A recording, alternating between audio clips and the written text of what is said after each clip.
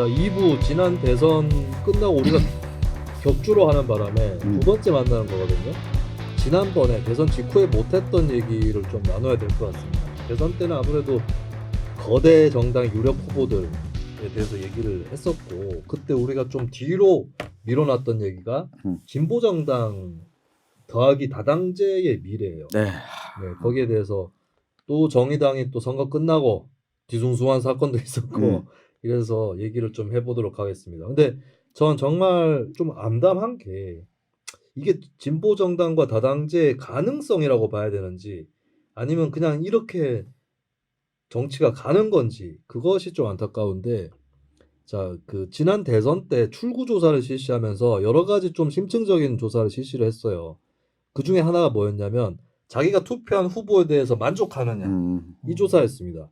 이거는 이제 조사 일시는 3월 9일 대선 당일에 오전 6시부터 오후 6시까지 조사를 했고, 태블릿 PC를 활용한 개별 면접 조사. 태블릿 PC를 들고 다가가서 이러면 또 그 투표하시는 분이 그건 줄 알아요. 하나님의 교회. 하나님의 교회가 왜 태블릿 PC 들고 다니잖아. 네, 개별 면접 조사를 했습니다. 조사 투표소 수는 63개였고 응답자 수는 4,195명이었고 오차 한계는 95% 신뢰 수준에서 플러스 마이너스 2.4%포인트고요. 응답률은 높습니다. 왜냐하면 나오는 사람 잡아서 했기 때문에 그렇죠. 80 내지 85% 추정이라고 하고, 예, 투입 조사원 130명을 투입해서 입소스 주식회사, 코리아 리서치 인터내셔널, 한국 리서치. 야, 요 세 개 기관 중에 내가 아는 사람 다니는 회사 2개나 있네. 아니, 입소스라고 여기가 ipsos, 네. 대선 끝나고 입소스에 제가 친한 형이 다니거든요. 우리는 이겼다. 출구조사 맞춰가지고 우리는 이겼다고 그렇게 얘기를 하더라고요. 자, 투표 후보에 대한 만족감 여부. 이거는 누굴 찍었는지를 떠나서 조사를 한 거예요. 전체적으로 내가 이 후보를 찍으면서 만족스럽게 느끼면서 투표했다가 47.6%, 만족스럽지는 않지만 투표했다가 49.3%입니다. 반반인데 조금 오차범위 내에서 만족스럽지 않은데 투표했다가 49.3%였고요. 그리고 세대별 답변이 18세에서 29세까지가 무려 3분의 2에 가까운 64.1%가 만족스럽지 않지만 투표했다. 그리고 30대의 63.9%, 40대의 52.3%가 만족스럽지 않지만 투표했다. 50대에서도 절반인 50.4%가 만족스럽지는 않지만 투표했다. 60대 이상에서 가야 이제 34.2%만 불만족을 얘기했고 63.7%가 만족한다고 얘기했습니다. 그러니까 젊은 층일수록 불만족스럽지만 쉽게 얘기해서 억지로 투표했다는 거거든요.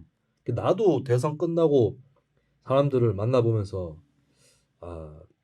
나 진짜 지난번에도 얘기했나요? 30대 여성 중에 윤석열을 찍은 사람을 겨우 한 명 봤습니다. 어제 겨우 한 명을 봤고, 근데 물어보면 다 이재명 싫어해. 싫어하는데 이재명 찍었어. 예. 그래서 이렇게 이게 지금 불만족 만족 이게 양당에서 차이 없을 거거든 별로. 요 부분은. 예. 그러면은 지금 저는 어떻게 보면 한국 정치의 구도가 요번 대선 개표만 보면 50대 50 같지만 25대 25대 50이 아니냐. 25하고 25는 양당을 찍는 25와 25가 있고 나머지 50은 싫은데도 억지로 찍는 사람들, 한쪽을 이렇게 저울로 재가지고 싫은 사람을 찍어서 그 반대편을 겨우 지지하는 사람, 이렇게 50%의 유권자가 배제되고 있는 거 아니냐 이런 생각을 좀 했습니다.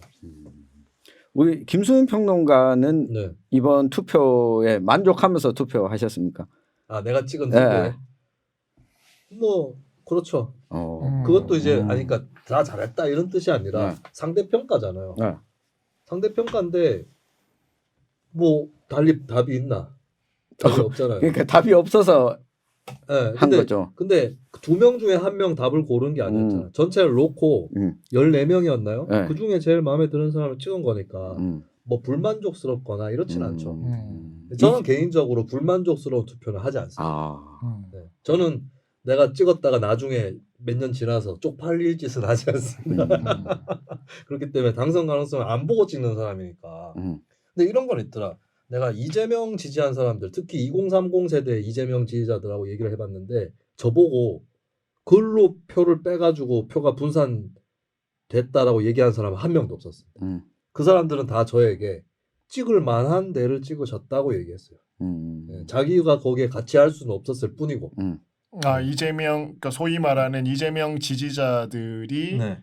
젊은 유권자들은 사표는 없다라고 그렇죠. 생각한다는 거죠. 네, 그러니까 꼭 보면은 40대 이상의 이재명 극성 지지자들이 야 심상정 때문에 졌다 뭐 이런. 그게 도리야.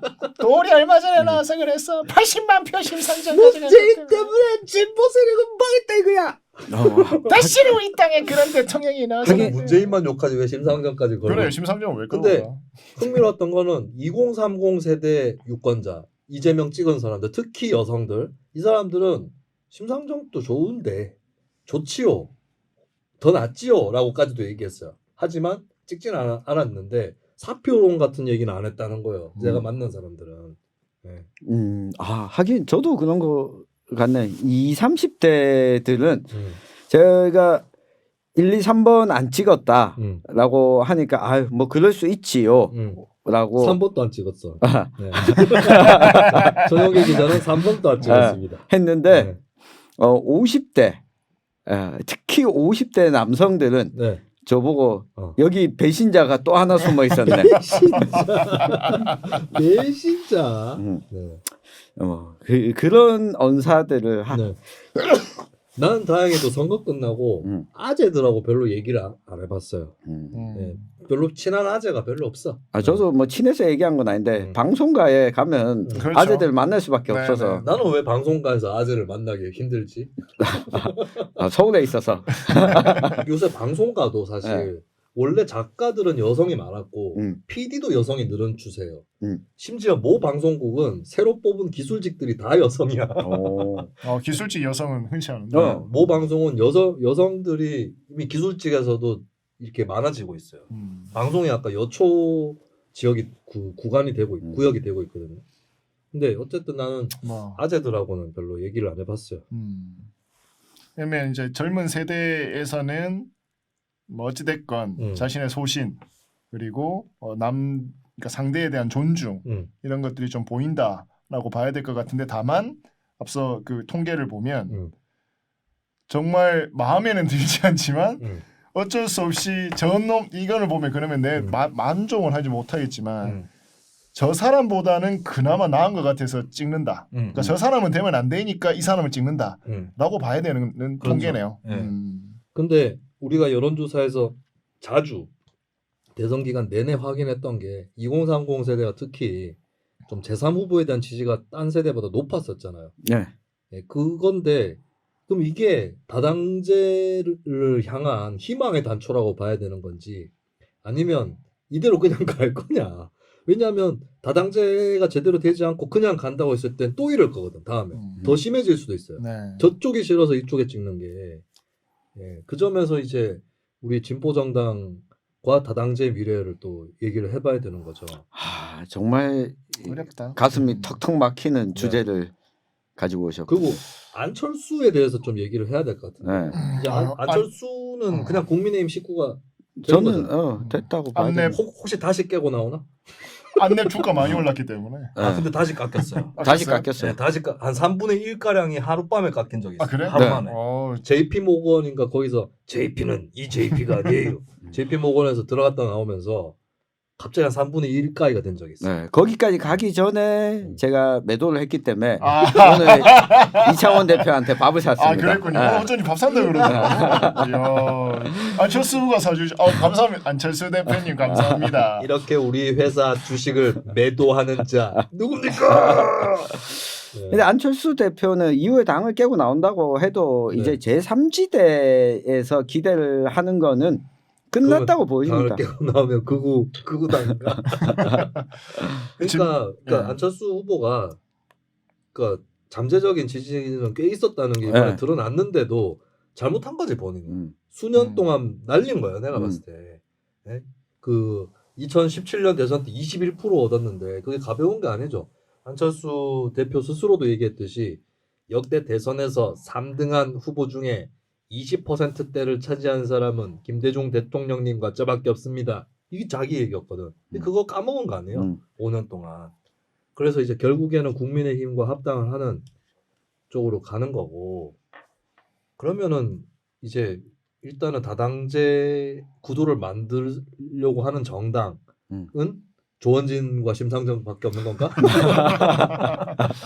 결국에 그렇게 됐네요. 근데 네. 이번에 하여튼 진보 정당들이 4분이 나왔잖아요. 4곳에서 4분이 나왔는데 네 분이었어요?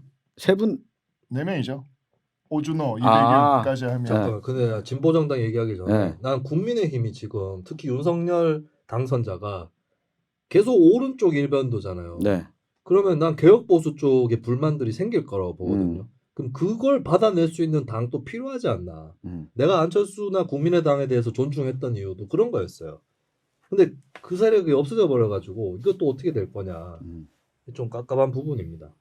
그래서 다당제 모델, 다당제라는 게 어떤 분이 저보고 안철수가 사퇴할 때 다당제는 물 건너가는 건가요? 라는 이상한 질문을 하셨는데, 다당제에서 국민의당 정도의 포지션의 정당이 반드시 있어야 되는 건 아닙니다. 그 당 없을 수도 있어요. 그러니까 거대 양당 사이의 당인데 그 당이 없을 수도 있어요. 그 당이 꼭 있어야 되는 건 아닌데, 근데 저는 한국 정치 수요에서 그 정도의 당을 지지할 만한 사람들이 꽤 있었다. 이 사람들은 어디에 이제 희망을 또 걸어야 되는지, 민주당과 국민의힘 사이에서 좀 마지못해 또 한쪽으로 투표를 해야 되는 건지. 그러니까 여기서 제일 좋은 거는 안철수 같은 그런 당이 없어졌을 때 제일 좋은 건 국민의힘과 민주당이 둘 다 혁신을 하는 겁니다. 네. 예, 저는 그걸 바래요. 저는 거대 양당 체제를 비난하는 게 두 당이 망하기를 바라는 건 아닙니다. 그리고 다당제에서도 거대 정당은 있어요. 그러면 좀 좋은 당이 됐으면 좋겠다고, 다당제가 되면 그 거대 정당도 자극을 받죠. 경쟁을 해야 되니까. 그래서 혁신을 하는 건데, 그 혁신을 할 수 있으면 좋은 건데, 근데 과연 지금 내가 이 여론조사에서 좀 암담한 것은, 그러면 저쪽 당이 싫어서 이쪽 당 찍을 거면 혁신을 더더욱 안 하지 않을까 서로. 이런 게 좀 우려가 되는 거죠. 네. 근데 어쨌든 국민의당은 사라지게 됐고, 그러면 이제 남은 자들 진보정당부터 진보정당을 얘기해 보죠. 그 전에 국민의당의 사무총장이 네. 자 우리 지역 출신의 최은숙 의원님은 뭘 하시고 계시나요? 국민의당. 저 한 번도 본 적이 없습니다. 그러니까 이 큰일이에요. 이게. 국민의당 기호 비례대표 1번이었죠. 네. 최윤숙, 최현숙 최현숙, 은숙, 연숙. 연숙. 이름도 잘 기억이 안 나. 사실 우리가 뉴스 밑장 시즌 1에서 폭로를 한 적이 있었죠. 네.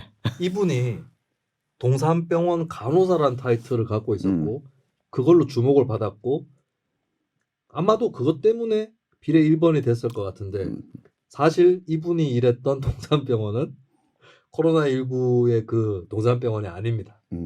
그렇죠. 성서에 있는 네. 동산병원이었죠. 그렇죠. 안철수 대표가 방문했었던 그 동산병원이 아니었죠. 네. 아마 치명적인 것은 국민의당 관계자들도 그걸 몰랐을 거라는 겁니다. 근데 안철수 대표와 국민의당 관계자들과 만나는 자리에 이분이 간호부원장이었기 때문에 그 자리에 참석하기 위해서 대구 동산병원 서문시장 건너편의 동산병원에 온 거죠.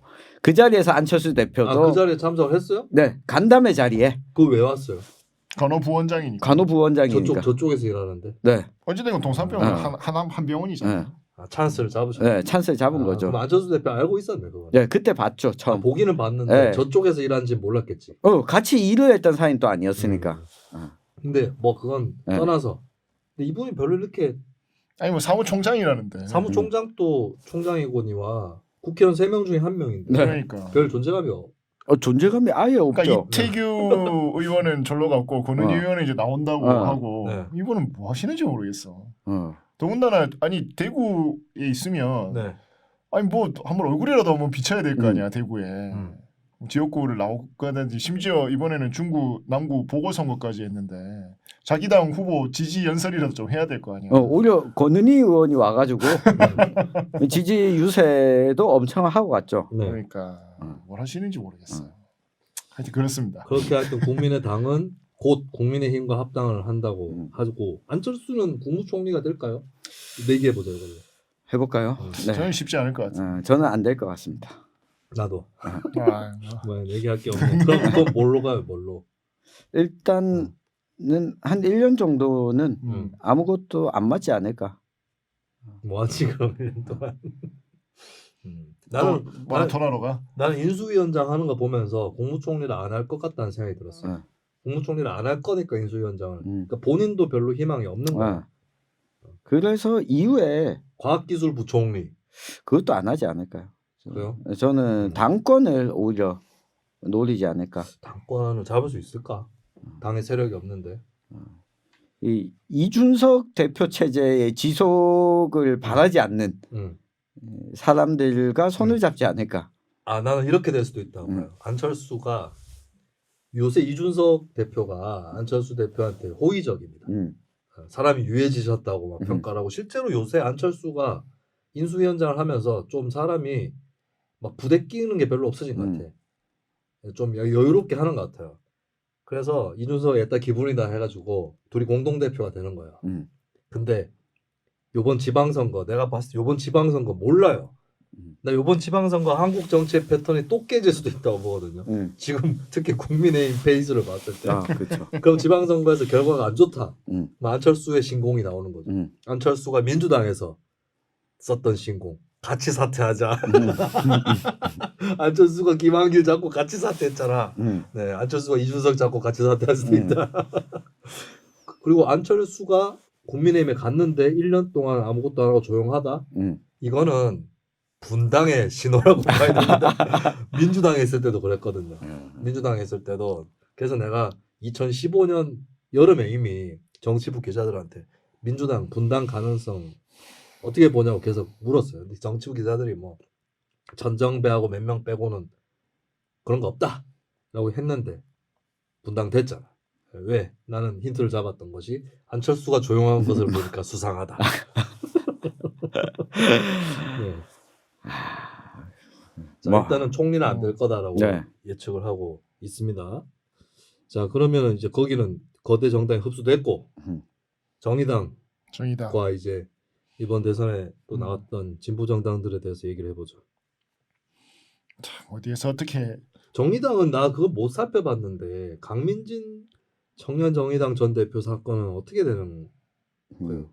강민진 갑질 논란이죠. 청년정의당 대표가 사퇴했는데 사퇴하고 좀 살펴봤는데 이게 정의당에 좀 고질적인 문제가 나타나고 있는 것 같아요. 말을 세게 질러 놓으니까 상대방의 다른 정당 정치 세력을 향해서도 세게 질러 놓으니까 이게 과연 그러니까 갑질로 볼 수 있을 거냐 하는 애매모호한 부분도 저는 보여졌거든요. 그러니까 그 정당에서 업무 지시 차원의 영역을 이걸 갑질로 볼 수 있을 거냐라는 생각이 드는데 이걸 구체적으로 무엇이 잘못했다가 아니라 뭉뚱그려서 갑질이다. 예. 이렇게 일을 처리하면 안 된다고 생각하거든요. 정당에서 원내 정당에서 예, 실제 그걸 갑질로 퉁칠 수 있더라도 갑질이라고 하면 이건 언론에서 쓰는 용어지 정당에서 일을 처리할 때 이렇게 하면 안 된다고 보는데 그러다 보니 정의당이 쓸 수 있는 언어와 포지션 자체가 계속 좁아지고 있다. 예, 지금 청년정의당 사태에서 그 일이 있었던 게 저는 중요한 게 아니라 그게 단면을 보여주는 게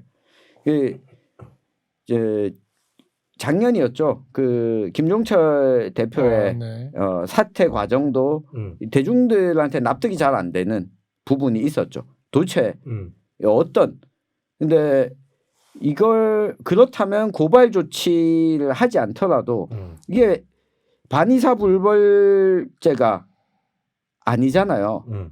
그냥 이게 성추행 사건이면 인지하면 경찰이 수사할 수 있잖아요. 그렇죠. 근데 그걸 수사하지 말라고 이야기했죠. 정의당이. 그건 제가 납득을 못했어요. 네, 저 그게 납득이 안 되거든요. 왜냐하면 반의사불벌죄 폐지를 얘기를 해왔던 사람들이 있고 정의당이 그 중에 하나잖아요. 그러면 경찰이 피해자의 뜻과 상관없이 인지수사 들어가는 건 어쩔 수 없는 거죠.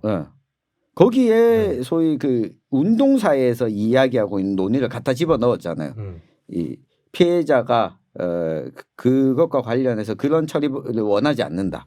이거 정당이 사법 영역 안에 들어가 있으면 그 안에서 처리를 해야 되는 거고 네. 이번 청년정의당의 사태도 이거는 이 판단해서 근로기준법 위반이 있는지 소위 말하는 근로기준법 안에서 조항이 바뀐 갑질방지법 이것과 위배되는 내용이 있는지를 밝히고 노동부에서 근로감독을 받아야지 받고 처리를 해야지 이걸 뭐 갑질이니까 난 사퇴하겠습니다. 죄송합니다 하고 땡. 이게 이 시민들한테 유권자들한테 인식이 전혀 안 되는 방식으로 지금 최근 들어서 흘러오고 있다. 그리고 심상정이 직권한 것도 이 연장선상이라고 보는데 이번 대선에 대한 평가를 좀 해보죠. 그렇죠. 네. 사실은 내가 이 자리에서 처음으로 밝힙니다. 심상정 후보의 칩거가 요일로 치면 목요일에 있었거든요. 그 전 토요일에 제가 심상정 후보와 만났습니다. 네. 제가 얘기한 거 아닙니다. 제 아이디어 아니고요. 저도 속았습니다. 왜냐하면 그날 사실 저하고 심 후보하고 2시간 정도 독대로 회동을 했는데요. 그럼 뭐냐? 김수민은 뭔데 독대로 회동을 하느냐? 그냥 전문가 아닙니까? 전문가. 나 전문가 아니야. 나 정의당 당원도 아니야. 전문가 아닙니까? 그러니까 아마도 저 말고도 여러 자문을 받았겠죠. 심상정 후보가. 그래서 제가 그 전에 심상정 후보 말고 제가 정치인 이렇게 직접 만나는 거 좋아하지 않습니다. 저는 기자도 아니고 평론가 정치하고 또 기자하고 달라요. 그래서 정의당이 이제 뭐 관계자에게 대충의 어떤 생각을 정리를 해서 전달을 했는데 제가 얘기를 했어요. 대선 전에 심 후보하고 한 번은 만날 용의는 있다. 한 번 정도는 만나야 되지 않을까. 그 얘기를 했었고 바로 그 하루 이틀 뒤에 토요일에 토요일에 내가 그때 뭐 하려고 했더라? 유튜브를 같이 하기로 하지 않았어요? 네, 근데 토요일에 내가 집에 가려고 했었는데 갑자기 다짜고짜 심상정 후보가 전화를 해가지고 만나자고 하는 거예요, 저보고. 그래서 국회에 가서 의원실에서 만났습니다. 2시간 동안 얘기를 나눴고 그때 이제 한번 유튜브를 하자는 거예요. 심요일에 만나요라고 유튜브를 하자 그래가지고 주제도 정해졌어. 중에도 그때 안철수가 지지율 뜰 때였거든. 안철수는 뜨는데 심상정은 왜 못 뜨는가? 이걸로 해서 주제를 심상정은 솔직히 얘기했어요. 그때 공식 석상에서 안철수에 대해서 뭐 지지율 뜨는 거에 대해서 허상이다 이렇게 얘기하지 않고 부럽다라고 얘기를 했거든요. 그래서 그런 거에 대해서 좀 얘기를 하기로 하고 그 날짜를 목요일로 잡았어요. 목요일. 근데 조금 이상했던 거는 심 후보가 시간을 잡는 데 있어서 그렇게 이렇게 막 되게 신경 써서 잡지 않는 것 같은 거야. 그래서 우여곡절이 아니라 하다 보니까 오후 1시쯤으로 잡았어요, 일단. 근데 내 느낌에는 이거 심 후보 하고 그러니까 그냥 제 느낌이에요. 그러니까 내가 칩거라고 얘기 안 했습니다. 그런 얘기는 안 했어요. 근데 저하고 얘기하는 도중에 혹시 생각했을 수도 있겠다는 느낌도. 칩거를 김수민과 만나고 김수민 따위의 인간이랑 만날 바에는 칩거하겠다. 뭐 이런. 근데 그거라기보다는 조금 뭔가 작심이 필요한 건 있었죠. 그리고 근데 칩거는 또 저하고는 연관이 없을 수밖에 없는 게 칩거 선언을 할 때 그날에 좀 심상치 않은 일들이 있었어요. 광주에 아파트 사고가 났었고 그다음에 열린공감 TV가 하고 그 MBC가 뭐 김건희 녹취록 공개하니 많이 뭐 이걸로 뭐 분위기 이상해지고 있었고 이재명 후보 관련해서 변호사비 대납 의혹 제기했던 분인가요? 그분이 돌아가시는 일이 벌어졌고 굉장히 갑자기 선거 분위기가 이상해지던 상황이 와요. 그래서 나는 그날 하루에 있었던 그리고 정의당이 TV 토론에서 밀려납니다. 양자 토론으로 갑자기 정리되는 그 분위기까지 겹치거든요. 아마 그래서 칩거 자체는 그날 결정됐을 가능성이 높아 보이고 내가 그래서 유튜브 목요일 출연해야 되는데 수요일 밤이다.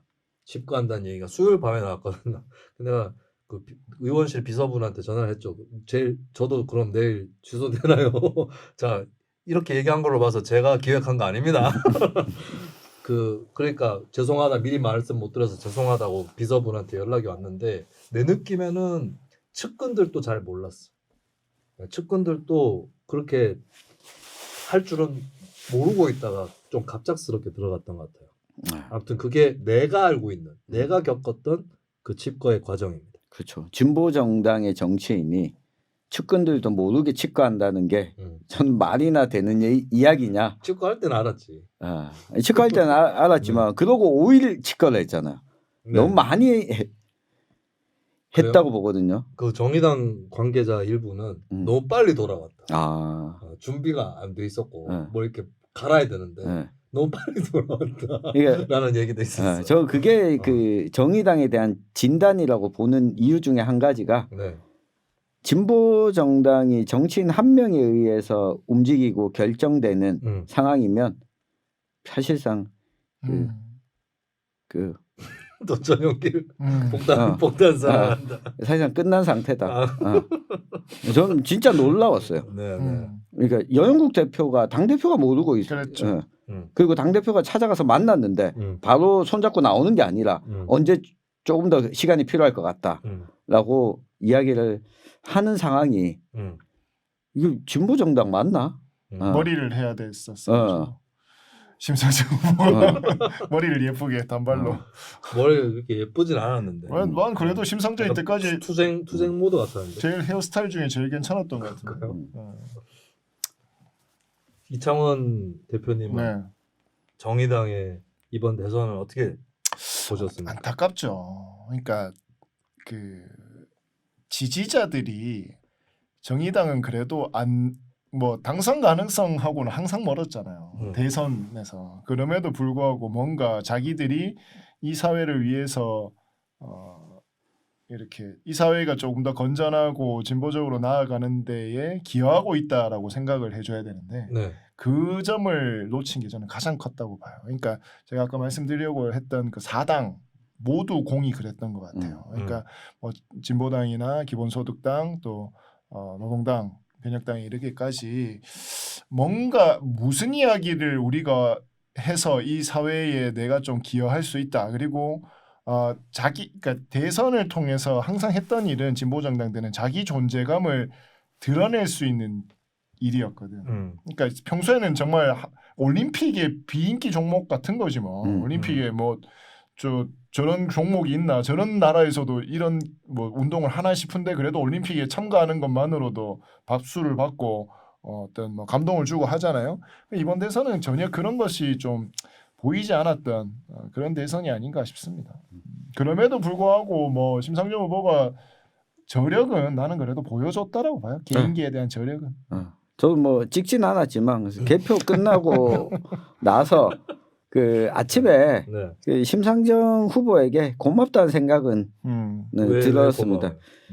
그래서 여기까지 심상정 후보가 사퇴하지 않고 단일화하지 않고 끝까지 버텨줘서 그리고 선거운동을까지 잘 맞춰줘서 고맙다. 저 떠나간 사람들이 얼마나 많을 텐데 40년 동안 그래도 심상정 하나는 남아 있었기 때문에 이 당의 당원인 사람들, 이 당을 찍었던 한 80만 명이 찍을 수 있는 정당이 있었다는 게 심상정 후보한테는 고마운 일인데 그걸 심상정이 아니라 다른 사람이 했었어야 됐다라는 아쉬움은 남는 거죠. 그러니까 토론 과정에서도 뭐 심상정 후보가 역시 그래도 가장 노련한 모습들도 보여줬고 그리고 진보 정당의 진보 정치인들이 더 이상 뭐 이렇게 낯선 존재가 아니잖아요. 이 대중들한테 예전에 2004년에 민주노동당 처음 됐을 때 생각하면 20년 정도가 지난 상황인데, 그러니까 이제는 완전 기성정당이고 제도권 정당으로서 새로운 모습을 보여주고 또 어떠한 뭐 이렇게 상품들을 계속해서 새롭게 뭔가를 보여줘야 되는데 그런 것에는 실패했으나 그래도 안정감은 좀 보여주는 어떤 그런 토론 과정들이 아니었나. 그리고 거기에 심상정이라고 하는 사람이 있었기 때문에 전 청 기자 말씀드려요. 저는 이번에 사실 투표가 미워도 다시 한 번이었거든요. 내 기조가. 그래도 저는 뭐 100%는 아니지만 아유 뭐 한번 찍으러 가주지 뭐 이런 마음 이런 마인드가 나는 2.5% 80만 표가 아니었나 싶습니다. 뭐 지금 채팅창에 심상정 친위대란 표현이 나왔는데 지금 정의당에 상황이 심상정 친위대 따로 있고 뭐 신비토파 따로 있는 상황이 아니에요. 그런 상황이 아니죠. 예, 그러니까 예를 들면 국참계나 그 국참계 중에서도 단순한 국참당 출신 말고 정신적 민주당들 이 사람들은 이제 당에서는 끝났어요. 이 사람은 일단 끝났고 이제 이 사람들은 떨어져 나가는 거죠. 박창진 뭐 이런 사람들은 유의미하지 않습니다. 당에서.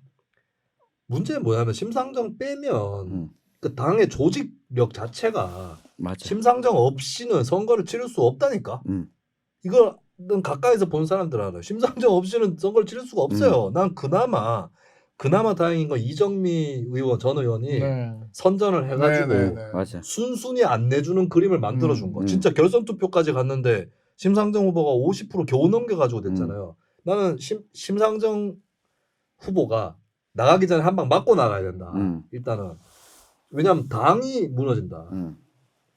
본인이 잘 되려고 하는 것도 당이 잘 되고자 함인데 그러려면 심 후보한테 전적으로 의존하지 않는다라고 하는 정의당의 모습을 보여줘야 되는데 이정미 전 의원이 어느 정도 그 부분에서는 성공했다는 거인데 그러나 이정미가 나갔으면 뭐 달랐을까나 아니라고 봅니다. 그렇죠. 뭐 선거는 결과는 저는 다르진 않았을 거라고 봐요. 예, 사실은 정의당이 뭘 하려고 해도 이거는 이제 솔직해져야 됩니다.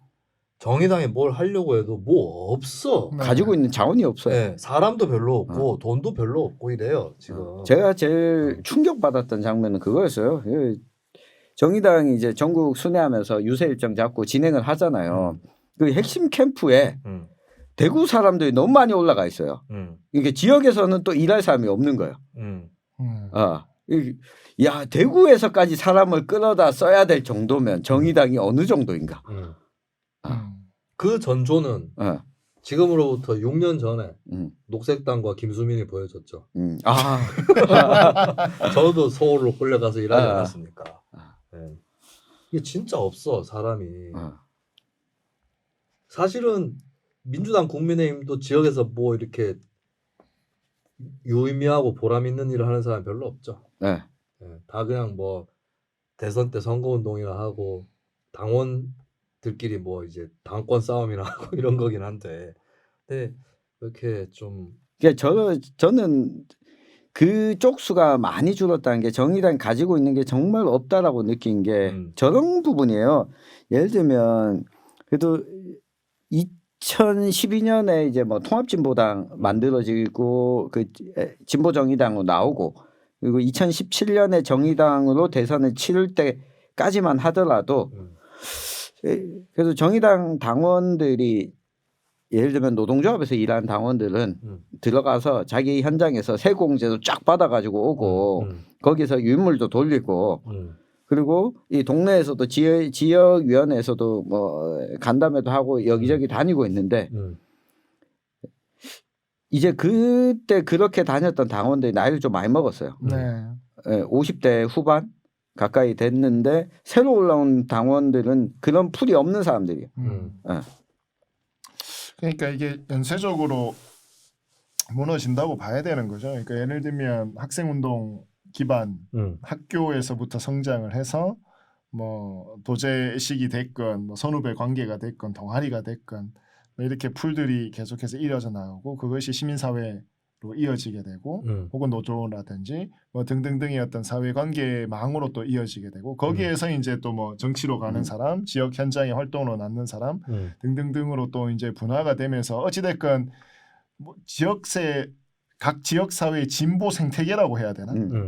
뭐 이런 것들이 그래 나름 작동과 기능을 했었던 때가 있었는데 이게 완전히 무너져 버렸다. 그러니까 지역에서도 동력을 못 얻는 거고 뭐 문재인 정부 5년 동안 그 뭐 자리로 가신 분들도 있고 또 김재남 뭐 등등등 또 이 문재인 정부 윤소아 문재인 정부 동안에 또 여러 어떤 또 사업을 통해서 시민사회를 저버리고 또 그렇게 간 사람들도 있고 하다 보니까 전반적으로 정말 이게 뭐 진보의 재구성이란 말을 저는 정말 싫어하지만 진중권이 또 했었잖아요. 그렇죠. 뭐 다 늘 재구성하고 앉아 있지만 이제는 재구성 수준이 아니라 뭐 그냥 싹 갈아엎고 재개발 이상의 수준이 되지 않으면 처음부터 해야 돼. 그렇죠. 처음부터 그냥 다시 그냥 시작해야 된다. 네, 재건축으로도 안 된다. 네. 재개발로 가야 된다. 네. 그리고 문재인 정권 꼴랑 5년 했는데 그리고 그 전에 사실 문재인 정권 전에 새누리당 정권이 더 컸어요. 그때 정의당이나 진보 세력 스스로 위축되고 민주당하고 이렇게 손 잡는 거에 대해서 더 매달리고 안 되고 욕 먹는 거 두려워하고 요걸 한 9년 거치고 그 다음에 문재인 정부 5년 그 뭐 그렇게 진보적인 정부도 아닌데 인적으로 다 빨려 들어가고 그래서 일단은 진보 정당 1세대에게 기대할 만한 건 이제 거의 없다고 봅니다. 빨려 들어갈 만큼 다 빨려 들어갔고 그렇다고 뭔가 있지도 않아. 그럼 2세대는 있나요? 그러니까 심상정이 그나마 심상정일 수밖에 없는 게 네. 1세대에 없는데 뭐. 1세대 그나마 지금까지 버틴 사람이 심상정인 거니까. 2세대 여기서 얘기하는 1세대는 민노당 때 했었던 사람이에요. 네. 그러면은 확 넘어와야지 이제. 어쩔 수 있나. 근데 이쪽에서 인력 충원이 어느 정도 될지 모르겠지만 40세 이하로 넘어올 때가 됐죠. 그리고 이정미 전 의원이나 이쪽이 그 가교 역할을 해줘야 되는 거죠.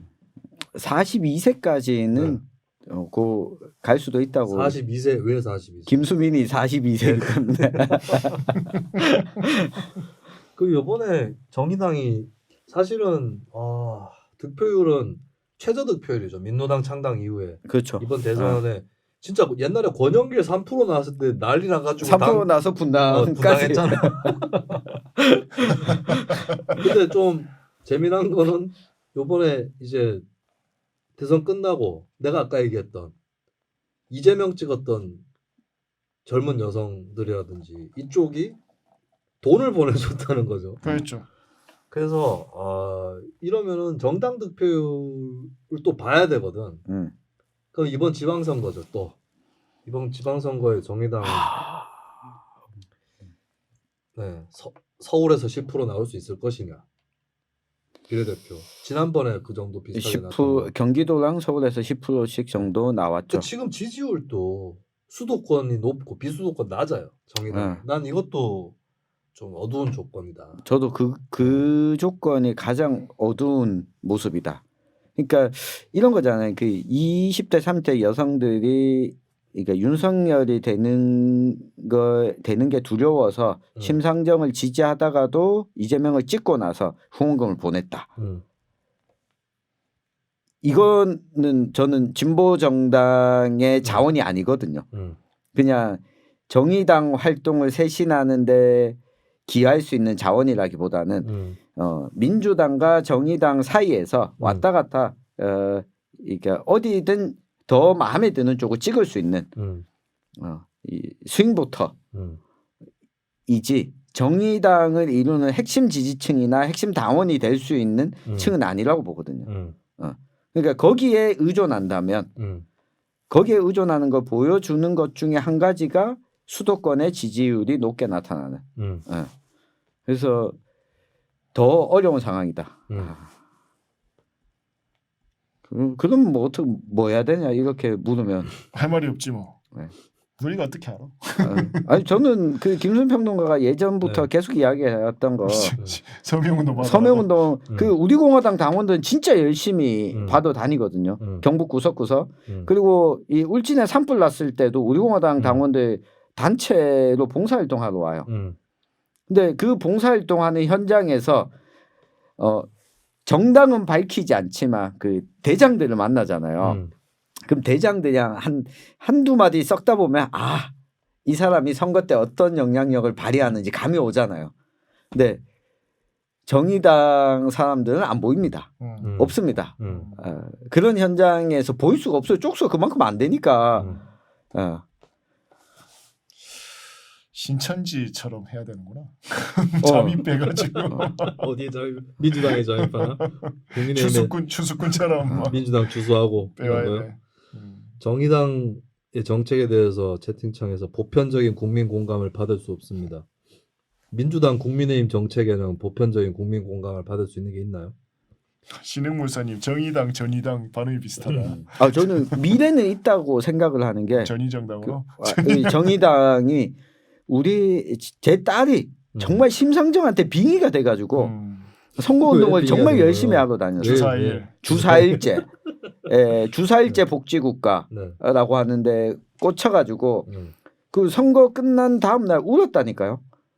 왜 심상정은 저것밖에 못 얻었냐. 근데 일주일 뒤에 다시 해맑게 웃으면서 저한테 찾아서 이렇게 이야기해서 뭐라고? 아빠, 심상정 할머니 다시 뛰겠대. 다시 뛰겠습니다. 현수막을 네. 보고. 그러면 5년 뒤면 나 투표할 수 있는 거야? 심상정 할머니 또 나오는 거야? 그래서 아니 너 10년 뒤에 투표할 수 있어. 그럼 그때 또 나올 수 있어? 그때 나 꼭 찍어줄 거야. 라고. 그러니까 구체적인 뭐 민노당 때 했던 무상급식, 무상의료. 아니 그 민노당 때 국민의 많은 공감을 얻는 활동을 했죠. 상가 임대차 보호라든지 학교급식 조례. 네. 학교급식 조례는 그러니까 무상급식 전에 무상급식으로 가기 전에 학교급식 조례 하면서 우수농산물 그때 이제 국산 농산물이라고는 못 썼던 게 WTO에 걸린다 그래가지고 그래서 우수농산물로 결국에는 낙찰이 됐는데 그런 식으로 해서 이제 학교 급식의 질을 개선하는 운동을 했던 것은 사실 그때 민주노동당이 제일 앞장섰어요. 민주노동당 역할이 가장 절대적이지. 학교 급식 문제는. 그런 아이템들을 찾아야 돼요. 그 찾아서 그때는 근데 왜 잘 됐냐면 민노당의 조직이 좋았거든. 맞아. 파워 있게 전개가 되는 네. 거예요.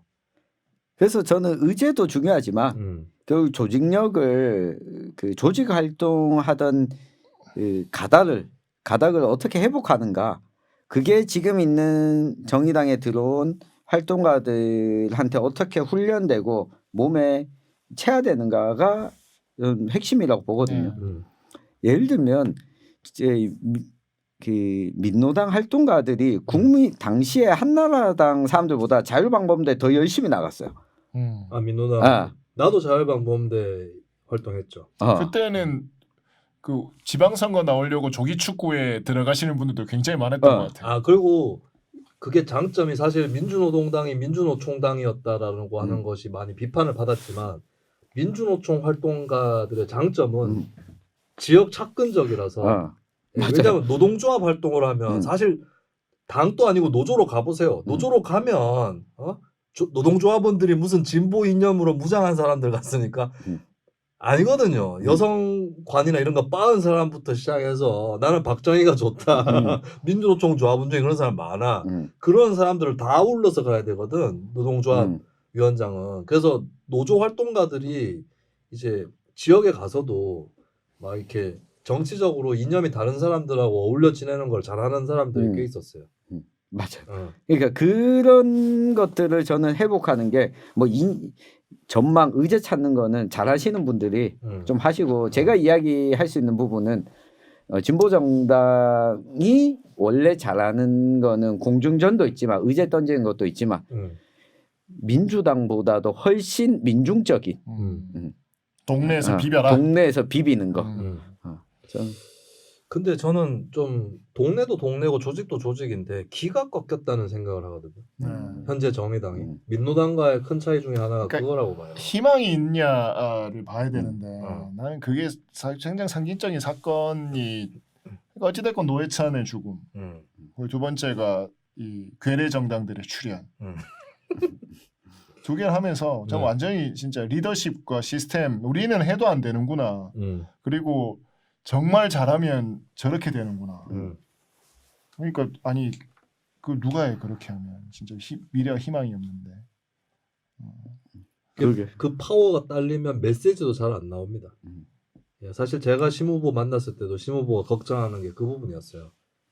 그러니까 사실 제가 몇 가지 메시지나 이런 거에 대해서 얘기를 했거든요. 그걸 다 안 했어. 심 후보가 다소 안 했어. 한 3분의 1도 안 했어. 내가 봤을 때. 뭐 지하철 역 앞에서 인사하라 그랬어? 그런 거 말고 몇 가지 표현도 제가 만들어주고 사실은 요까지 더 얘기해버릴까? 심 후보가 TV 토론 중에 이재명 후보한테 MB 아바타 공약이라고 한 적이 있었잖아요. 내 아이디어는 아닌데 내가 비슷한 표현을 얘기를 하긴 했어요. 근데 이재명 깔 때 이재명박으로 까라고 얘기를 했습니다. 제가 이제 이재명 지지자들 다 덤벼라 나한테. 근데 그게 문제가 심 후보가 내가 어떤 표현 이렇게 얘기를 했을 때 이 표현이 우리 내부에서 안 나오고 있다는 얘기를 했거든요. 예, 그게 단순히 사람의 머리 문제인가? 센스나 두뇌 문제는 아닐 거란 말이죠. 조직 자체 힘의 문제가 꽤 있을 건데 사실 기세. 네, 기세죠, 기세. 네, 그 부분에 좀 굉장히 오랜 고민이 있을 거다 정의당도. 네. 그러니까 어퍼컷 세레모니 이런 게 정의당에서 막 나와주고 이래야 되는데 아쉽습니다. 이승유님이 비단 주머니라고 표현하셨는데 비단 주머니라는 건 있을 수 없습니다. 네, 특히 이런 조직 활동을 해본 사람들은 알아요.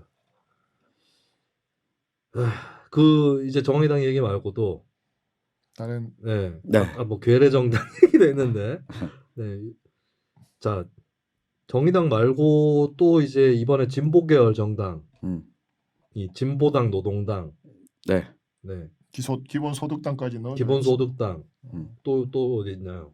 거기까지인가? 이번에는 요번에 네. 거기까지. 그 우리가 5등 누가 할 건지 내기하자. 제가 맞췄습니다. 네, 김재현 네. 진보당 후보가 5등을 했어요. 네, 5등을 했는데 당원 숫자보다 득표가 적었습니다. 네. 네, 이거는 진보당 내에서 선거 준비하면서도 지도부에서도 굉장히 걱정하던 부분이었거든요. 그러니까 본인들도 알고 있는 거예요. 특히 이번에도 공개적으로 이재명 지지 선언을 했던 진보당 내의 한 그렇죠. 정파. 네. 여긴 당을 좀 나가주면 좋겠는데 당은 안 나가고 이 당 안에서 자꾸 이 민주당 지지 활동을 대놓고 네. 알 수 있도록 알 수 있도록 잘라야지. 근데 그 민주당 지지 활동을 하는 거는 또 자기들이 만든 다른 단체 이름으로 하는 거예요. 근데 당원들이잖아요. 네. 그럼 잘라야지. 근데 당직은 안 맡고 있어요. 그러니까 당원에서 잘라야지. 그러니까 이 당원에서 잘라야 되는데 우리가 예를 들면 진중권을 정의당 일반 당원인데 자르지 않잖아요. 그냥 진중권은 심상정 지지했잖아. 네. 아니 그러니까 당원을 정의당에도 그런 당원들이 있잖아요. 이재명을 찍은. 근데 이게 잘라야 돼 정의당도. 저도 잘라야 된다고 보는데 필요하면 나한테 연락해. 내가 김종인이 되어서 다 잘라줄게. 정의당이든 진보당이든 뭐 노동당이든 필요하면 연락하십시오. 해당 분자들은 제가 잘라드립니다. 출입국 관리소를 마련해서 다 카트합니다. 제가 그래서 최근에 그 진보당이나 정의당 대구 시당위원장이랑 또 몇몇 당직자분들이랑 이야기를 좀 나눠봤는데 진보당은 어쨌든 그렇게 당원을 늘리는 데 집중을 해왔었는데 이걸 좀 돌아봐야 될 때는 온 것 같아요. 보통 진보당이 특히 당원들 조직할 때 노조 가입 원서랑 진보당 당원 가입 원서를 같이 들이며 있는 경우가 많거든요. 근데 이것이 가지는 효과가 정당에 대한 득표로 이어지지 않는다라고 하는 것을 저는 이번에도 뭐 확인했다고 보고 한 가지 그나마 저는 고무적이었던 거는 그래도 조직력의 측면에서는 지역 내에서 전국적으로 어떤지 모르겠지만 조직력의 측면에서는 정의당보다 진보당 활동가들이 훨씬 낫다. 네. 그건 맞아요. 조직력 자체가 좋은 건가요? 아니면 파워가? 센스가 더 있는 건가요? 둘 다인 것 같아요. 센스도 그런데 그러니까 일단 댓글 쓰는 것만 봐도 달라. 댓글? 댓글 쓰는 어디서 댓글을 써요? 수량들이 진보당에서 나온 의제들을 언론에서 다뤄준다거나 그러면은 들어온 게 제 아내가 최근에 진보당 소스를 하나 받아가지고 방송을 하나 했는데 그 프로그램 가지고 최근 상을 좀 많이 받았거든요. 근데 그 댓글들이 되게 많이 달렸어요. 시청률이 좀 나왔어. 근데 이제 취해 있더라고. 누가요? 아니 자기가 방송 잘 만든 줄 알고 진보당 말고 시청자들이 많이 와서 적어준 줄 알고. 내가 너는 이 사람들이 어떤 사람인지 몰라서 그렇다고. 이게 다 당 사람들이 있거든. 취하지 마라 그랬죠. 조직력 아직도 세요?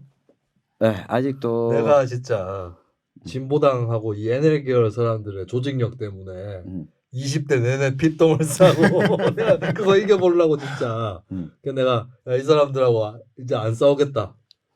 대중적으로 가면 우리 쪽이 이길 거니까 안 싸우겠다 하고 분당을 했던 겁니다. 그때. 근데 진보당이 요새 보니까 페미니즘 뭐 이런 이슈에서 좀 나서려고 하고 요번에 김재현 후보도 그런 쪽으로 주로. 맞아요. 네. 근데 이 사람은 그러면 과거의 NL 내용하고는 좀 결별을 할 수 있나요? 나는 그게 중요하다고 봐요. 이 최근에 그 북에서 ICBM 발사했을 때 진보당에서 나온 성명을 보고 좀 뭐라고 성명을 발표했어요? 놀라긴 했어요. 네. 그러니까 이거 남북 협의 위반이다. 북한의 협의 위반이니까 잘했다. 아니 잘못했다. 유감이다. 진짜 그렇게 얘기했어요? 그렇게 성명을 냈어요. 그래서 이 뭐 별거 아닐 수 있겠지만 이게 엄청난 이 장족의 전환인 거죠. 네. 그러면 정의당이 이번에 ICBM 발사 직후에 입장을 내서 대북 제재를 강화해야 된다고 했어요. 정의당이. 그것까지도 진보당이 동의할 수 있으려나? 그것까지는 동의를 못할 것 같아요. 안 돼. 이러면은 갭을 좁힐 수가 없다고. 난 정의당 입장을 잘 냈다고 보거든요. 제재를 강화해야 된다고 한 건. 왜냐하면 그 ICBM 모라토리엄 파기된 거 아닙니까? 그럼 뭐 가만히 있어 우리는? 더 인내해야 됩니까? 아니거든. 근데 그거는 있는 것 같아요. 이 진보당 활동가들 만나보면 특별히 이게 대북 이슈에 이제 관심이 좀 없어진 것 같아요. 사실은 묘한 건데 민노당 분당 이후부터 민노당 분당이 되고 진보신당이 나가면서 남아있는 민노당 사람들이 별로 NL적인 일을 안 합니다. 맞아요. 오히려 노동이나 뭐 사회적 기업 이런 것도 막 뛰어들고 경기동부연합 그랬었죠. 그래서 그리고 특히 2011년에 북한 3대 세습이 됐잖아요. 김정은 쪽하고는 그게 없나 봐. 맞아요. 그래서 사실은 이 사람들이 NL 그 민족주의적인 활동을 한 지는 좀 됐어요. 지금의 진보당 사람들이. 오히려 현재 민족주의 활동하는 저기 그 일본 대사관에 가서 반일 행동 이런 거 하는 사람들 보면은 경기동부 쪽이 아니에요. 맞아요. 네, 백두칭송위원회 뭐 이런 사람들 경기동부가 아니에요. 그 소위 한총련 비선. 그렇지. 뭐 21세기 코리아라든지 옛날에 그 꼴주사 그리고 소위 이제 경기동부 러시아 지지하는 세력들 아닌가요? 러시아요? 그 우크라이나 그 전쟁에 러시아 지지한다고 성명서만 내고. 아휴 정말. 그래서 저는 사실은 진보당을 진보 정당으로 인정하지 않았었습니다. 저는. 근데 진보당이 그 노선의 변화가 가능하다면 저는 뭐 일단은 지켜볼 수는 있겠다 생각을 하고 두 가지를 끊어내야 된다. 민주당에 대한 NL 쪽의 의존. 그 요번에 이재명 지지 활동했던 거 이걸 끊어내야 되고 두 번째가 이제 그 반미 민족주의적인 거. 아니, 반미는 해도 돼. 가끔 해도 되는데 민족주의하고 이제 그 북한이나 이런 것하고 선을 긋지 못하는 거. 요것만 좀 바뀌면. 근데 정말 과거와 비교하면 엄청난 변화가 있었던 게 이번에 김재현 후보 같은 경우에 성소수자 관련해서도 차별금지법 이야기도 했잖아요. 그렇죠. 이게 범민련이 2004년에 발표했던 성명이 저런 게 있었죠. 동성애는 미제의 잔재다. 경기동부 연합의 사상적 지도자인 이용대 씨가 자본주의의 산물이다. 동성애는. 참고로 이용대 씨가 윤석열과 친한 윤대진 검사하고 천안 매부 관계입니다. 그러니까 그랬던 시기와 비교하면 이 일종의 세대가 바뀌면서 좀 분화가 이 전환이 있었던 게 아닌가 이렇게 보여지고 특히 아까 말했던 그러면 진보당 사람들에도 진보당에도 젊은 활동가가 많아요? 정의당보단 많나? 일하는 사람. 대구에는 모르겠어요. 대구에는 양쪽 다 젊은 사람이 없어가지고 다 40대 다 넘었죠 이제. 다 40대 넘었기 나는 때문에. 서울에서도 그 연합뉴스 바로 앞에 일본 대사관이 있으니까 소녀상 있고 그러면 이제 거기 반일 행동하러 나와가지고 막 진짜 진치고 막 우산 쓰고 있고 막 이런 사람들 젊은 사람이 많거든요. 네. 이거 어디서 구했나? 나는 신기하더라고. 항상 신기해. 백두青송위원회도 그 대학생 있고. 구하는 방법은 약간 그 신천지가 저 전파하는 거랑 추수하는 거랑 비슷합니다. 그게 NL식 사업이 있어요. NL은 시작할 때는 완전 대중적인 걸로 합니다. 그렇죠. 뭐 역사책 읽기 모임 이런 걸로 합니다. 신천지도 책도 안 읽어. 신천지도 예술 문화 동아리로 다 시작해. 시작할 때는 되게 보편적인 것 같은 걸로 시작합니다. 시작할 때는 위안부 뭐 할머니들 우리가 돕는다 이렇게 시작하거든. 시작할 때는 그러다가 이제 가는 거죠. 예전에 대학희망이라는 단체가 있었거든요. 지금도 있나? 대학희망은 거기 활동가 3학년 대학교 3학년 또 자기 단체 뒤에 누가 있는지 모릅니다. 그러다가 대학 졸업할 때쯤에 쏙 이렇게 사람을 픽업하면서 그때부터 알려줍니다. 그러면서 이제 NL 활동가가 되는 거야. 그래서 뭐 젊은 활동가들은 진보당, 정의당 다 많지 않기 때문에 근데 40대 활동가는 확실히 진보당이 많습니다. 그러니까 진보당은 어차피 공개 정당 아닙니까?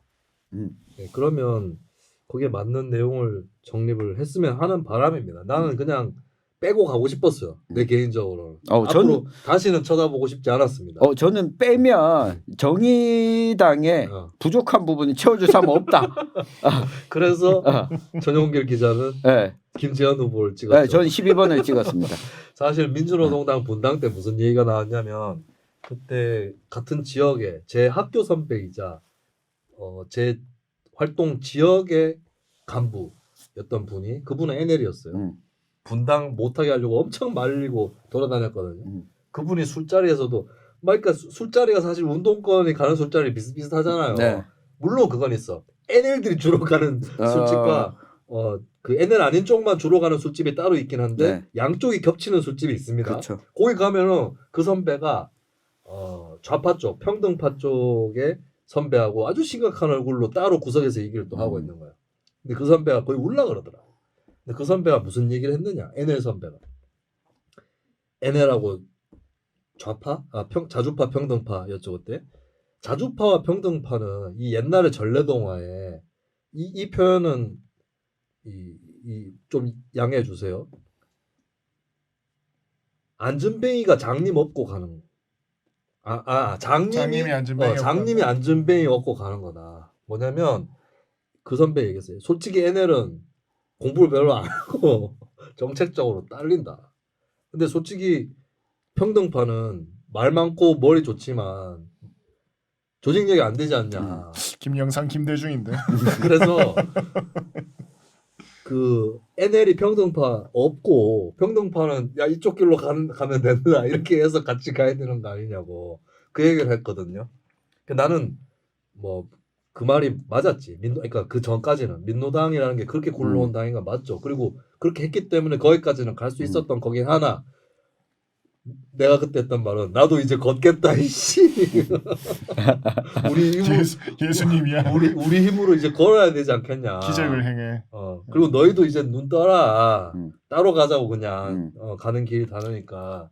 근데 아직까지 분명한 거는 그런 양쪽의 장단점이 엇갈리는 건 또 한편 사실이다. 그리고 소위 그 평등파가 그 자주파랑 정의당 10년 해봤잖아요. 그러니까 인천연합이랑 10년 같이 동거를 해본. 인천연합은 더 이상 자주파라고 하기는 좀. 그러니까 해보고 나서 원래는 사실 2000년대 초중반까지는 경기동부 연합이 자주파의 가장 혁신적인 혁신파였죠. 사실 경기동부 연합이 90년대 중반에 북한 추종주의 청산이라는 구호를 내걸어서 다른 NL들에게 다구리를 먹었죠. 그리고 심지어 지금 이번 진보당 대선 후보 나온 김재현 후보가 그 한총련 비선분파와 나 맞짱 뜨겠다. 한총련 의장 선거에 혁신 한총련 내걸고 선거에 출마했었죠. 그렇죠. 김재현 후보가 사실 내가 대학교 다닐 때 나름 스타였어요. 스타였지.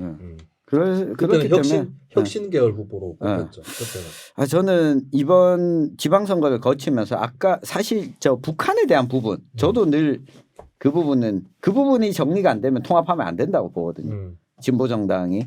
왜냐하면 그랬다가 통합하면 또 다시 갈라질 수 있기 때문에. 예. 근데 힘을 합칠 이유는 충분히 필요하다. 이제 남는 게 노동당 기본소득당인데. 네. 노동당은 저 사실 대구에서 네. 누가 있어요? 누가 있는지 모릅니다. 노동당에 예전에 있던 진보신당 계열 사람들은 거의 정의당 같고, 그러면 남은 게 사회당 계열일 텐데. 사회당 계열은 기본소득당으로 이미 기본소득당 갖고. 아, 대구 경북에 노동당이 거의 없는 지역이 되고 있군요. 그 노동당은 또 이번에 변혁당하고 또 통합을 해버렸어요. 네, 통합을 했는데 제가 알기로는 제가 예전에 몇 년 전까지만 해도 좀 알고 있었는데 대구 경북의 변혁당 당원 숫자를 알고 있었거든요. 네. 3년 전에 대구 경북 다 합쳐서 당원이 4명이었거든요. 변혁당. 네네. 대구 경북. 대구 경북 다 합쳐서. 네. 네. 변혁당도 가장 약한 동네가 대구 경북이거든요. 대구 경북은 NL도 약하잖아. 그러니까 그 속칭 전국적 정파에 속하지 않는 사람들이 많이 맞아요. 있네요. 대구 경북의 좌파들의 특징이 졸라 독립적인 그런 좌파들이 거죠. 많아. 역사상 그랬죠. 그리고 타지에서 들어왔을 때 굉장히 버거워. 힘들어하죠.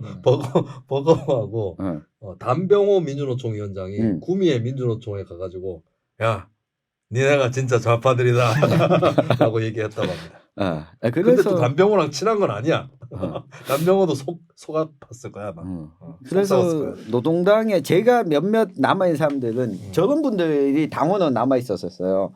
그러니까 노동당에서 정의당으로 일부 떠나고 근데 그래도 우리가 이 당에 있었는데 뭐 간들 뭐 하겠노. 그냥 탈당하지 말고 당비나 내자. 그러고 쭉 남아있다가 기본소득당으로 넘어간 사람들 나가고도 우리마저 없으면 당이 없어지겠네. 그 당비 그냥 꾸준히 내시는 분들, 활동 안 하시는 분들이 남아 있는 정도. 그래서 이번에 그 이백윤 후보가 대구에 방문을 했거든요, 한번. 지하철 노조에 왔었는데 그때 일정을 아무에게도 공유해 줄 사람이 없었어요. 대구에서. 아이고. 그러니까 김순자, 김소연 두 후보를 생각을 해보면 양김씨. 네. 2012년 대선. 12년 대선이잖아요. 그러니까 나는 김소연 찍었다. 저도 김소연 저도 찍었어요. 김소연 찍었어요. 이렇게 커밍아웃을. 근데 셋 다 찍었는데 0.05%가 나오다니. 둘이 합쳐서 0.2인가 뭐. 김순자 후보는 0.2% 나왔고 네, 조금 더 나왔죠. 김소연 후보는 0.05% 나왔어요. 그러니까 근데 이제 그때만 해도 나 지금 이백윤 후보 비교를 해보면 그때만 해도 무언가 가슴을 이렇게 좀 뭐랄까 이렇게 좀 뭐 감동가 아니면 뭔가 자극하는 무언가가 있어. 짠한 것도 있었고 그리고 나는 특히 뭐 그때 이명박 때 막 그 박노자 교수 때 뭐 연설하는데 경찰들 가가지고 막 뭐였지 뭐 하여튼 뭐 없앴나 강제 해산인가 시켰잖아. 경찰들 나쁜 사람들입니까? 경찰들이 지금 유세를 방해하고 있어요. 그러니까 난 그거 보고 찍었거든요. 김소연 후보. 그러니까 뭐 그러한 이제 어떤 뭐 물론 이제 싸우면서의 결기 이런 것들도 보이는데 아니 난 뭐 하려고 하는지 모르겠어요. 이번에 이백윤 후보 난 그 토론회에서 나와서도 보면 윤석열 후보 집에 고준희 핵폐기장을 마련하겠습니다. 그러니까 아니 김재현이야 그래도 그 짬바가 있으니까 그 또박또박 딕션이라도 좋더라고. 또박또박 이야기하고 막 프로죠. 그렇죠. 근데 이백윤 후보를 보면서는 근데 이백윤 후보도 학생운동 출신이잖아요. 총학생회장 출신. 근데 너무 오래전이라서 까먹은 것 같아요. 그래서 나는 김재현 후보를 계속했고 계속 굴렸고 많이 아쉬웠어요. 그러니까 이백윤 후보 개인 캐릭터를 제가 욕하는 게 아니라 그러니까 이 당은 캐릭터는 좋아. 그러니까 이 당은 이 사람을 내서 과연 무엇을 보여주고자 하는 것인가. 나를 굉장히 아쉬웠어요. 채팅창에 박노자 성대모사 수준이 전문가 수준. 저 전문가입니다. 나름대로 성대모사로 먹고 사는 사람인데. 아니 그 목소리보다 이 박노자 성대모사 할 때마다 살 좀 조금 더 찌우면 비슷해질 거 아니야. 나 박노자 교수 페북 보다 못해서 끊었어. 나는 추천사 써준 사람하고 계속 악연인가 봐요. 사실 박노자 교수 추천사가 제일 셌어요. 제가 초선 나갈 때 박노자 교수 한 명한테 받았거든요. 그 작전이 뭐였냐면 얼굴이 외국인이잖아. 네. 그럼 눈에 잘 띌 거다. 그리고 학교가 오슬로 국립대예요. 내가 그때 보편적 복지를 내세웠기 때문에 갑자기 옛날 생각이 나네. 네. 하여튼 그 이백윤 후보 나는 좀 내가 나이가 든 건지 나는 사실 어릴 때도 그렇게 했는데 요번에도 무슨 국유화 얘기했잖아. 네. 네. 예. 맞아요. 그냥 그러니까 삼성이나 이런 거 기업을 국유화시켰을 그러니까 때. 주요 기업이나 큰 기업을 특히 기간 산업 관련된 거 국유화할 수 있다고 생각해요. 예, 그 카드도 쥐고 있어야지 국가가. 이거는 나는 좌파나 사회주의만 얘기할 수 있는 건 아니다. 그리고 자본주의도 역사상 발전해 오면서 그 지금은 사기업이 돼 있지만 국유 기업이었던 사례가 우리나라에만 해도 포스코가 있고 네. 유럽의 르노인가 하여튼 그 자동차 회사가 어디도 국유 기업이었던 데가 있긴 있어요. 그래서 국유에 대해서 국유면 다 좌파고 사회주의고 이렇게 생각할 필요는 없지만 근데 할 얘기가 그것이 주가 돼서는 안 되지 않나. 그리고 철밥통 사회주의라는 표현도 마음에 안 들었고요. 저는. 왜냐하면 철밥통으로 정규직화하는 것이 거꾸로 비정규직에 대한 차별을 더 극심화했던 것을 생각해 봤을 때 좌파 사회주의의 목표가 정규직화가 되어야 되느냐. 오히려 나는 정규직화는 차라리 개혁적 보수가 정규직 많이 쓰고 해야죠. 이렇게는 가능하다고 보는데 차라리 레디컬한 진영이라면 야 씨발 우린 다 비정규직으로 산다. 대신에 다 먹고 산다. 비정규직으로. 이런 게 더 레디컬한 거 아닌가. 좀 그런 아쉬움이 있더라고요. 많이 아쉬웠어요. 노동당 하여튼 기대를 좀 했는데 저는 많이 아쉬웠어요. 그 나는 정의당 노동당 합당했으면 좋겠는데 근데 노동당하고 진보당보다 거리가 더 멀어지지 않았을까? 그러니까. 노동당하고 변혁당에 합당하면 거리가 더 멀어지는 거 어. 아닌가? 근데 나는 내가 심상정 후보를 비판을 할 때도 제일 비판한 게 그거였어요. 노동당하고의 관계를 이렇게 그 방치하면 안 된다. 특히 노동당 서울 쪽에 보면 이 지역 운동을 대단히 열심히 하시고 마인드나 정책 개발도 많이 하시는 분들이 계시다고요. 예. 이름만 얘기하면 뭐 나동혁 씨나 김상철 씨라든지 요 옛날에 무슨 뭘 했는데 모임 이름이 뭐가 있는데 나중에도 노동 서울 사람인가 뭐 그런 그룹도 만들고 했었어요. 이런 인력들이 아까워서 그러면 그 있는 쪽에서 먼저 팔을 벌려야 될 거 아닙니까? 그렇죠. 그래서 내가 정의당 쪽 그 사람들 좀 껴안고 가야 된다. 그 생각을 했는데 잘 안 됐고 노동당이 또 난 변혁당도 내가 한 6년 전에 어디 술자리에 갔어요. 동국대학교 학생들이 나를 초빙을 해가지고 어디였더라? 왜 초빙했지 나를? 하여튼 그래서 강의를 갔어요. 내 강의를 가고 디프리에 갔는데 그 학생들의 좀 선배가 오더라고. 졸업반 정도 되는 사람이. 그러면서 나는 그때 녹색당이니까 반갑다면서 자기는 그 변혁당이라는 거야. 그래서 반갑다고. 나도 뭐 반갑다 했죠. 근데 내가 그때 갑자기 안 좋았던 게 변혁당은 이제 어떻게 해요? 그러니까 창당을 한다는 거예요. 진짜로 그 선관위에 신고하고 선거 나가는 걸 해요? 그러니까 한다는 거야.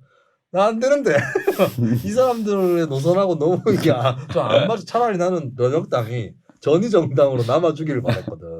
근데 또 창당을 한다니까 또 이거 우회하면 또 이거 그럼 노동당하고는 또 어떻게 되는 거며? 물론 녹색당하고는 남의 일이긴 하지만 참 이게 조직도 작고 사람도 적은데 이게 뭐가 이렇게 수습이 안 되는군요. 네. 힘들다. 자, 그다음에 기본소득당. 뭐. 난 인정하지 않습니다. 난 진보당까지는 그렇다 쳐도 난 기본소득당은 내가 용해인 트위터에 뭐 까불 때마다 내가 리트윗해 갖고 욕하잖아. 내가. 용해인 씨는 아니 기본소득당은 괴뢰 정당이잖아. 진보당은 하려다가 실패한 정당이고 기본소득당은 반성이 있나 없나 도대체. 어쩌갈 거예요 이거. 보드게임 만들겠죠. 그러니까 지금 기로소득당 이런 얘기 나오잖아요. 그 다음 총선에는 또 위성정당 만드나? 그러니까 기본소득이라고 하는 원포인트의 가치를 어찌됐건 사회에 주지시키고 그리고 좀 알리는 어떤 그런 계기의 정당으로서 뭐 기능은 뭐 충분히 이해는 되는데 그러니까 탄생 과정에 대한 진지한 성찰과 반성 없이 이 다음을 나아가기는 글쎄요 이게 진보 정당으로서 쉽지 않을 것이다. 네. 다음 또 다음인데 남의 당한테 뭐라고 하지 말라고. 특히 정의당이나 이쪽한테 뭐 잘했다고 기본소득당이 있는지도 몰라요 사람들은. 디자인 국회의원- 잘했어요 이번에 그래도 네, 포스터 디자인. 국회의원 한 명, 그것도 민주당에 빌붙어 가지고 만들어 놓고 어떻게 하려고 그래 이제. 저는 할 말 없습니다. 네. 왜 할 말 없어요? 개인적 친분이 친해서? 작동된 것 아니요. 같습니다. 아니 기본소득당에 네. 대해서는 저는 뭐 코멘트를 하고 싶지도 않습니다. 우동권에 그래도- 이렇게 만들어 놓을 거예요. 이번에 그 대구시장에 또 기본소득당 후보 낸다 그러죠? 그러니까 이게 당이 아닌 거예요. 그냥 보드 게임 하는 거예요. 선거를 보드 게임으로 알고 있는 거예요. 주사위 또 던지는 거야. 주사위를 던져줬다. 그러니까 제가 왜 그 얘기를 하냐면 대구에 울산에서도 어느 정도 그 진보당, 노동당, 정의당까지 이 선거연대, 진보정당 연대를 했고 서울에서도 이번에 녹색당까지 해가지고 같이 일종의 공동선거대응을 하고 있고 그럼 대구에서 지금 정의당이랑 진보당은 논의가 이미 하고 있거든요. 물밑에서. 대구야 뭐 어차피 겹칠 때도 별로 없고 서로 근데 서로가 나오는 지역구에 자기가 알고 있는 사람들이 있으면 소개시켜주고 뭐 이런 관계들을 진보당과 정의당은 거의 지금 몇 개월째 하고 있거든요. 공동사업도 하고. 네. 그러면 그런 거부터라도 할 생각을 해야지. 시장 후보 낸다고 출마 선언부터 하는 게 그리고 기본소득당은 진짜 지역적 관점이 하나도 없는 게 이번에 제가 뭐 이 씹는 얘기를 구체적으로 하자면 대선 후보가 나오면 포스터랑 현수막이랑 이런 거 하잖아요. 그렇죠. 근데 처음에 대구에 있는 기본소득당과 이제 좀 그래도 알고 지내는 네. 이 정의당 당원이었던 그 현수막 하는 이거 정말 살아있는 얘기인데. 집에서 대구시당에서 그러면 여기 대표님한테 하겠다라고 해서 중앙당에서 연락이 올 거다. 중앙당에서 연락이 왔는데 가격을 거기서 디스카운트 이 정도 더 안 되냐고 설치하는 것까지 포함해서 가격 안 되냐고 그렇게는 우리 안 한다라고 하니까 알겠습니다. 그러면 서울에서 일괄적으로 계약할게요. 이 싹퉁머리가 기본적으로 이게 동네에서 가장 싫어하는 방식이거든요. 예를 들면 동네에서 어떤 사업이 벌어졌을 때 조금 비싸더라도 그 동네를 사주는 게 좀 필요한데 당연한 거 아니야? 그리고 심지어 뭐 대구시장 이제 후보자 포스터 만들고 한다면서 그걸 서울 가서 하고 있어요. 사진 촬영하고 뭐 이런 걸. 공보물도 주의해야 될 게 공보물 발행하잖아요 선거 때. 공보물 발행한 그 주소 나옵니다. 공보물 발행 주소. 공보물 발행 주소가 무조건 들어가게 돼 있어요. 그거 사실 내가 조금 찔렸거든. 왜냐하면 내가 대구에서 했어. 구미시의원 나갈 때. 구미에서 했어요. 근데 어쨌든 전용길이 특히 전용길 같은 사람이 가장 싫어하는 방식이죠. 그래서 요거 분명히 써 있어서 누가 보라고 이렇게 시비 걸려면 걸 수 있을 텐데 막 이랬었거든. 그렇게 사실 지역 사회에서 비벼가면서 한 표 한 표씩을 얻어가야 되는 거잖아요. 그게 힘인데. 그렇죠. 그 진보당 정의당은 거기에 철저한 게 진보당이. 그렇죠. 예를 들어 달성군에서 선거하잖아요. 그렇지. 진보당은 그거 잘해. 그러면 달성에서 해요. 네. 진보당은 그거 잘해. 저도 그 예를 들면 갑자기 오늘 진보당이 좋아지려고 하고 있어. 어느 지역의 행사나 축제를 하면 제일 그 해서는 안 되는 일이 쿠팡으로 홈쇼핑 해가지고 문구 같은 거 사는 거고. 제가 정말 그 우리 직원들도 그렇고 절대 해서는 안 되는 일을 합니다. 그러니까 그 지역에 가서 그 지역 슈퍼, 그 지역 문구점을 해야 그분들 우리 오는 그 관객들인데 그렇게 관계들을 맺어 나가라라고 하는데. 그래서 저는 이게 진보 정당으로서 계례 정당 그것도 있지만 그걸 집어치우고라도 지역 경제 활성화에 도움이 안 된다. 전혀 지역에서 그 보드 게임 대구에서도 많이 팔아주잖아요. 박근혜가 낫네. 지역 사회 그러니까 떡 사주고. 박근혜가 낫다니까. 지역 가게 떡 사주고. 너무한데 기본소득당보다 박근혜가 더 낫다로 결국에 결론이 나는 것인가. 박근혜도 신당 하나 차려라. 다당제 만들어 보자. 박근혜 신당 만들면 다당제 되지 않아요? 될 겁니다. 보수가 분열될 거 아니야. 근데 정말 박근혜는 경북자민련을 염두에 두고 있을까? 나는 해봐라 한번 해보자. 박근혜 한번 부르자. 나는 박근혜 뉴스 입장에 한번 부르자. 유영환을 내세워서 그러니까 우리 공화당의 조직을 그대로 흡수하고 그 지지를 난 경북 자민련을 만들 수도 있을 것 같다는 생각이 들어요. 이거 땡기는데. 박근혜 그 단독주택이잖아요. 네. 마당 있잖아. 네. 우리 그거 가면 가서 공개 방송. 거기 가세현이 이미 죽친다고. 가세현 사무실에서 안돼. 그리고 가세현이 그 집 마련하는 비용에 돈 됐다면서요? 상당수의 돈을. 가세현이 이런 식으로 박근혜 신당의 창당을 막는다고. 가세현은 박근혜파가 아닙니다. 나 가세현 딱 보고 알았어. 방송 보고. 얘들 박근혜파 아니다. 얘들은 그냥 코인, 박근혜 코인 받는 거지 박근혜파가 아니거든. 어찌됐건 얘들은 그 국민의힘과 박근혜 신당의 분열을 막으려고 할 거라고. 가세현은.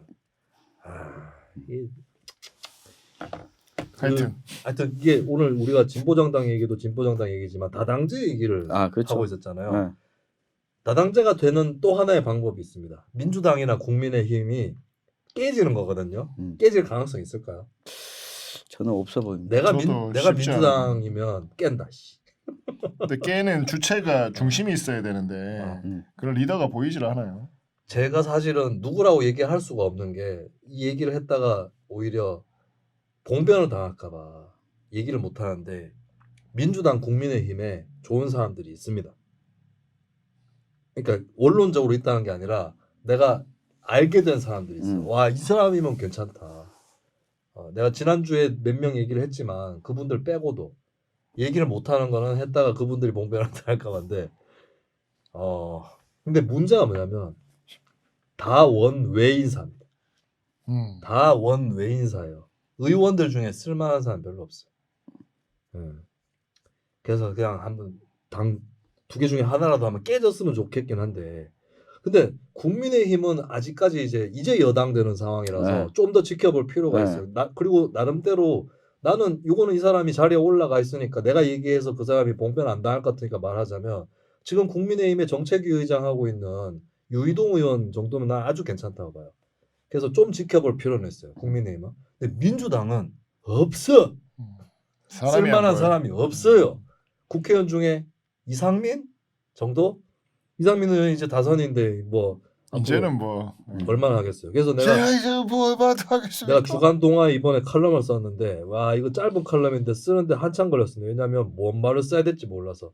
주제가 민주당인데 민주당 혁신 어떻게 해야 되냐 답이 없는 거예요. 그래서 못 쓰고 있다가 하나의 가정으로 김대중 노무현이 민주당에 돌아오면 어떻게 될까? 근데 둘은 너무 다른데 김대중은 온하고 노무현은 뭐 김대중도 강경합니다. 김대중이 박정희 씨 하면서 독서를 퍼붓던 김대중입니다.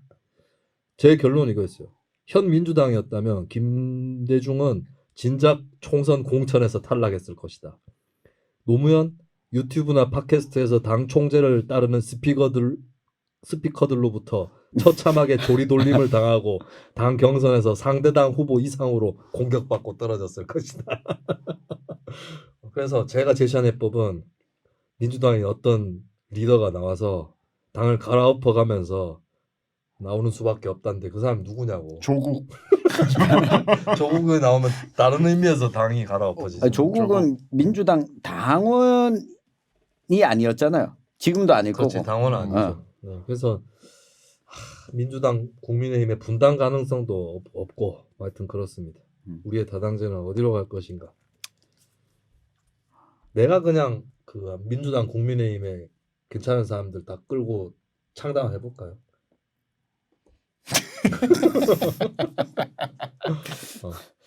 내가 추천사 써드릴게요. 창당만 할게. 나는 출마는 안 해. 창당만 해. 돈을 안철수가 대준다고 하면 안철수 빼고 안철수 안 끌어들인다. 안철수 됐고. 참 깝깝합니다. 어쨌든 뭐 오늘 뭔가 방송이 강하네요.